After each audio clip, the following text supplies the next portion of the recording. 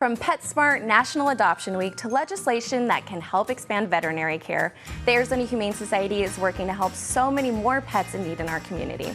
We're going to tell you all about that and so much more right here on Pets on Parade.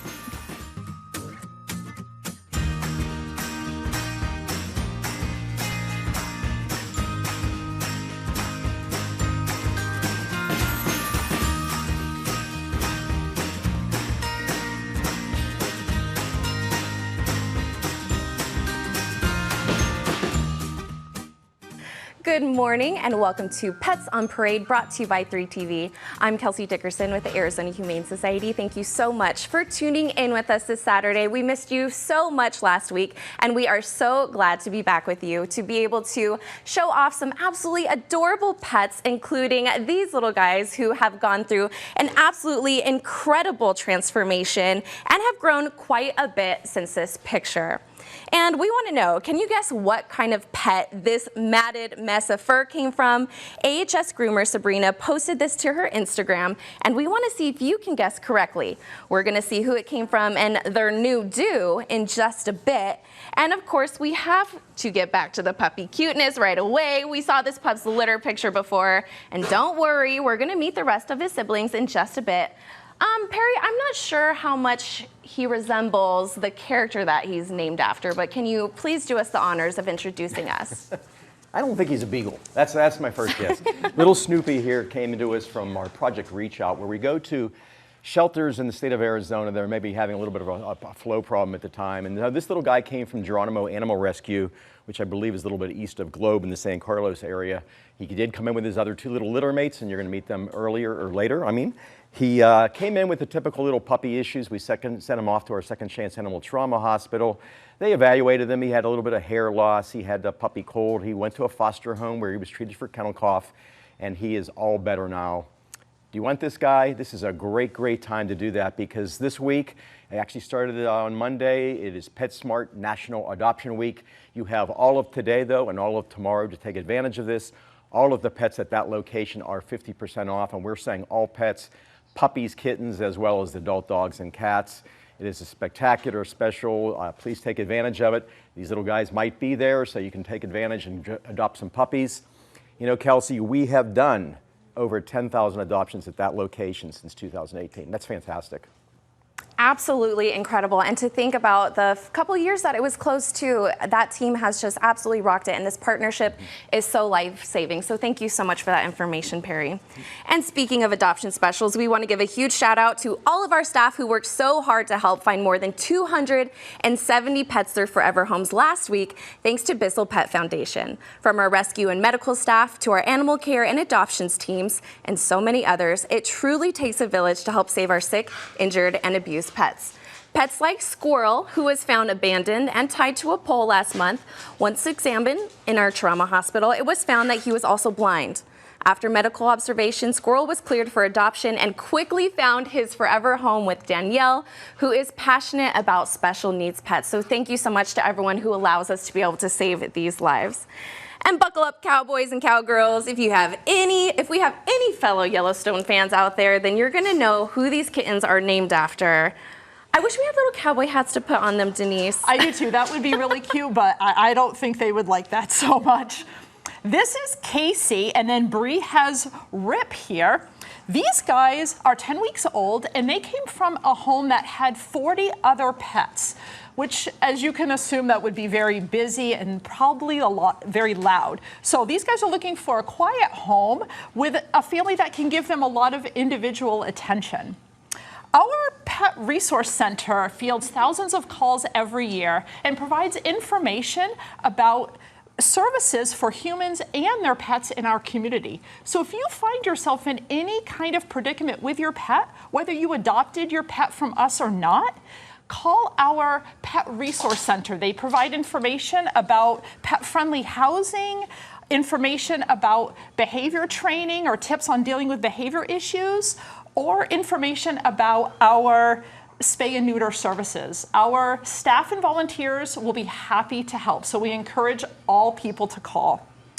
Kip Rip and Casey, I'm getting their names mixed up here, are looking for a home with a lot of different toys and probably some cat towers by the window where they can watch the birds. Absolutely amazing. And thank you so much for that information. All of our resources are also online at azhumane.org. So thank you so much for that information, Denise. And have you been following Cadbury's foster journey on AHS's Facebook?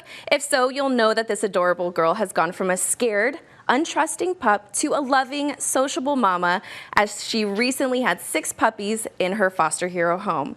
This sweet girl and her pups are great examples of more lives saved thanks to our specialized ICUs and incredible foster heroes. To learn more about how you can help pregnant and nursing pups in need, visit azhumane.org/foster. And we showed you the before picture earlier, but were you able to guess what kind of pup that hair came from? Of course, it is a tap dancing poodle who has been going all over the place. Lisa, please introduce us. This is Scottsdale. He is a stray, standard poodle, and is a stray. So those of you who say, oh, I'm not going to get a dog from a shelter because you may not be able to get a purebred, looky here. He is soft as velvet now. He came in with a lion cut, as you saw in his photo before, and it was matted all underneath. Luckily, Sabrina, our groomer, was able to work with him, and she did just have to give him a shave down, but those of you who have poodles, you know how quick they grow back. This little guy wants to play with everything. We have him at 2 years old, but we really don't have much history on him. He's very, very friendly, sweet, playful, has been great with everybody in the studio. He is playful, so you need to be ready for that. And he's getting used to his new velvety haircut.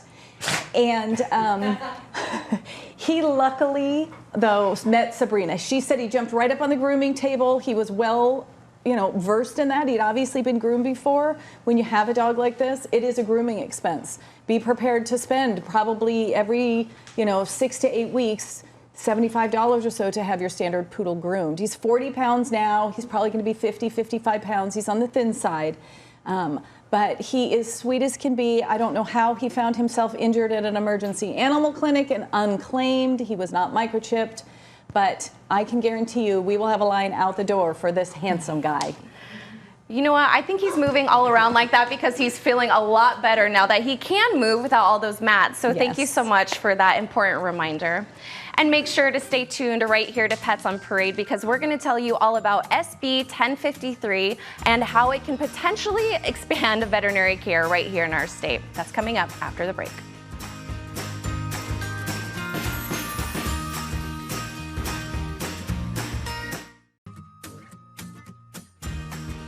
Welcome back to Pets on Parade. Now today we are joined by some very special guests, including Senator TJ Shope and his wife Melissa Shope, who are 2 absolutely humongous animal advocates, as well as President and CEO of AHS, Dr. Stephen Hansen. We're here to talk all about SB 1053, an Arizona veterinary telemedicine bill that we are hoping to get passed as it's still in legislation. Thank you all so much for joining us today. And there goes my papers. Thank you all so much for joining us today.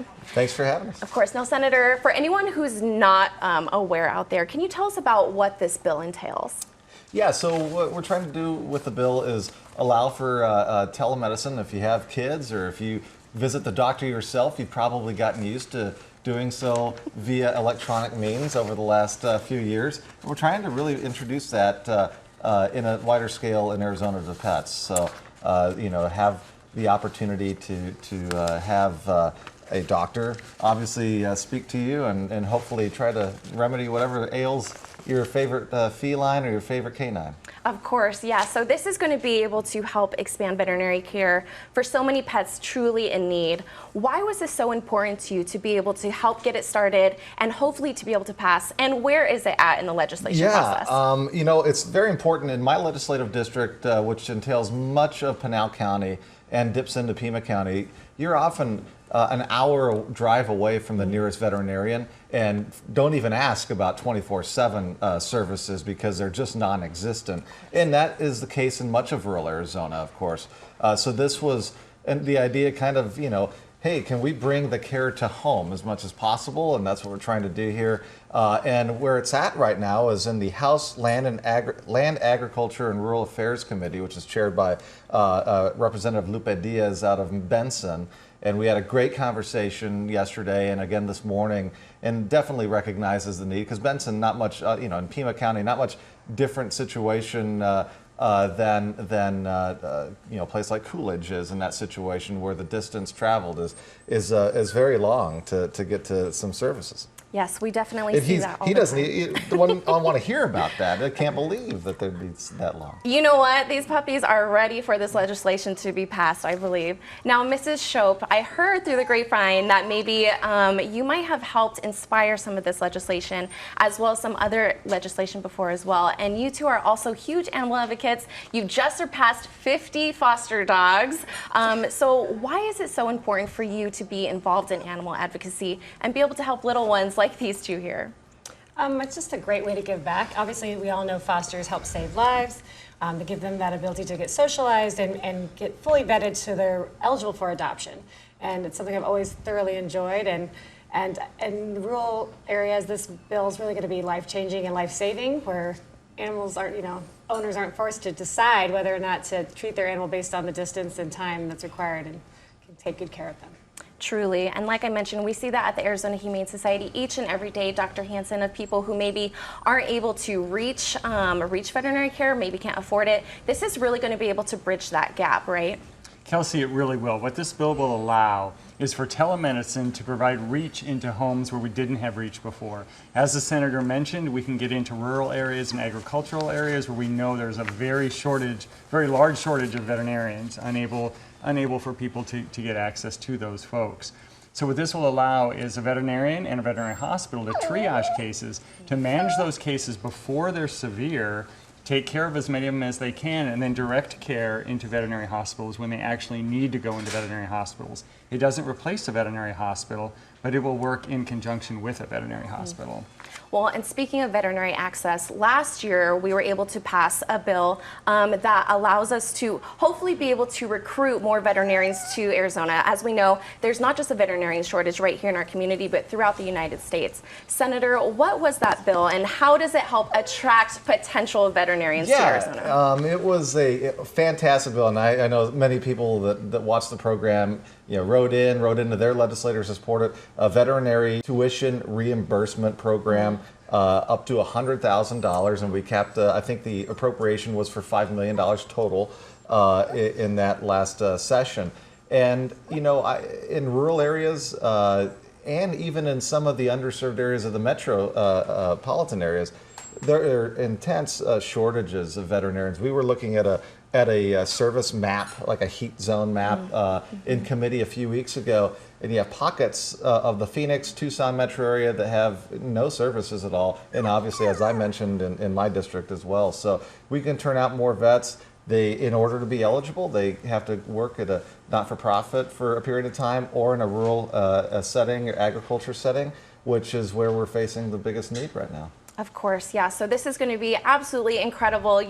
This is not only going to be able to help hopefully attract more vets to our state, but also be able to help inspire people who see that maybe they might be able to get reimbursement for their tuition, which is a huge issue. Dr. Hansen, now we're talking about how this might be able to help own pets, but how does this also help homeless pets by being able to attract more vets to Arizona?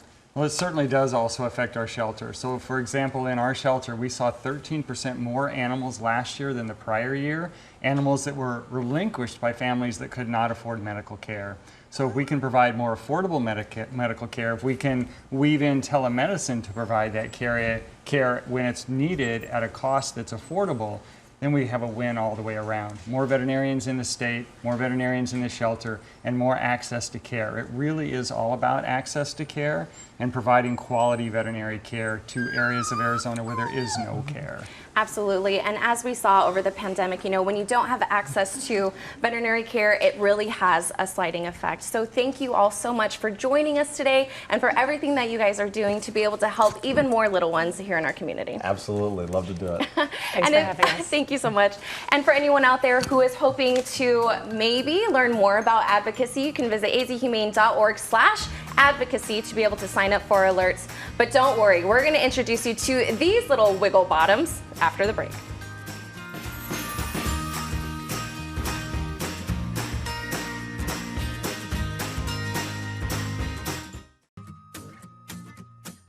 Welcome back to Pets on Parade. Now it is Puffy Palooza, this segment. We want to introduce you to these two because we saw their before picture, we saw one of the brothers, but now it's time to introduce us to the rest of the Peanuts gang. Oh my gosh.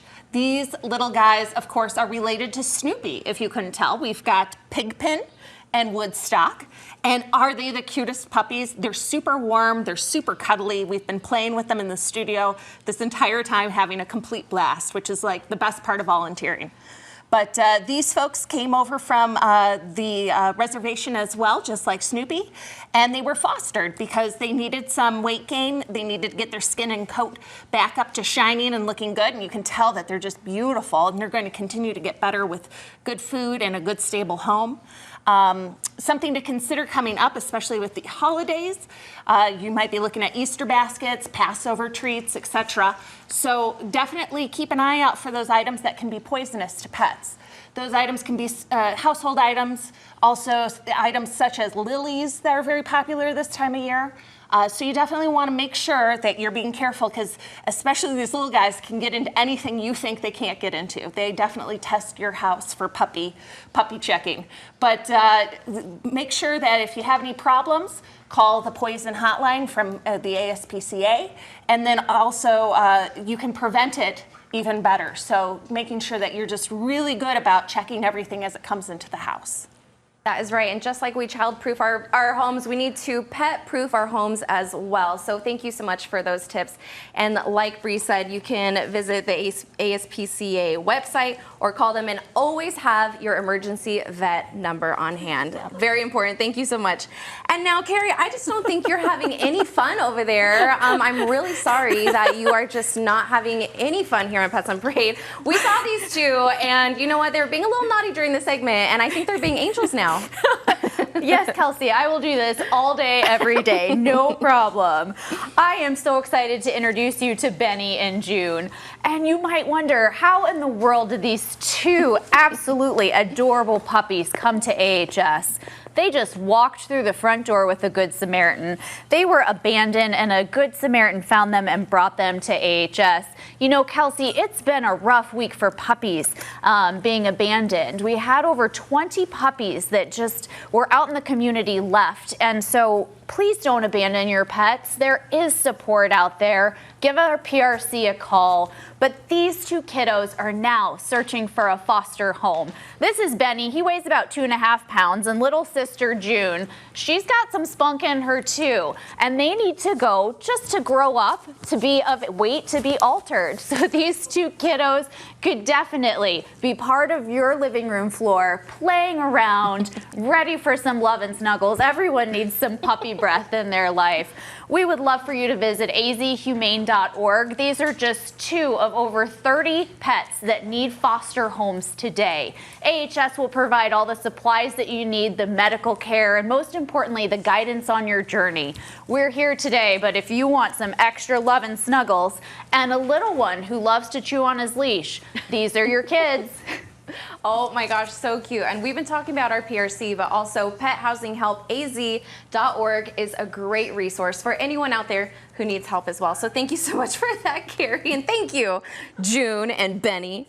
Now it's time to play ball. Baseball, not fetch, sorry pups. The Arizona Humane Society is headed to select Cactus League spring training games this month to find pups homes, raise awareness for adoption, and fundraise for homeless pets. We're gonna be at the following games in March. So on March 17th, it's a fundraiser with the Padres and Mariners where you can bring your own dog for just $5 and the proceeds benefit the Arizona Humane Society.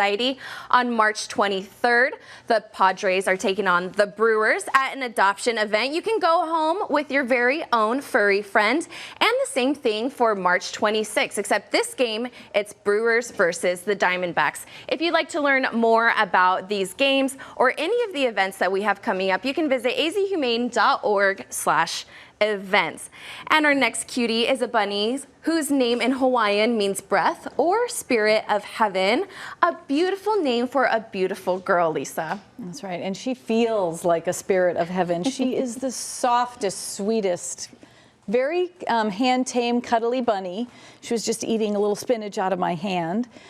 She was owner surrender. They could no longer keep her.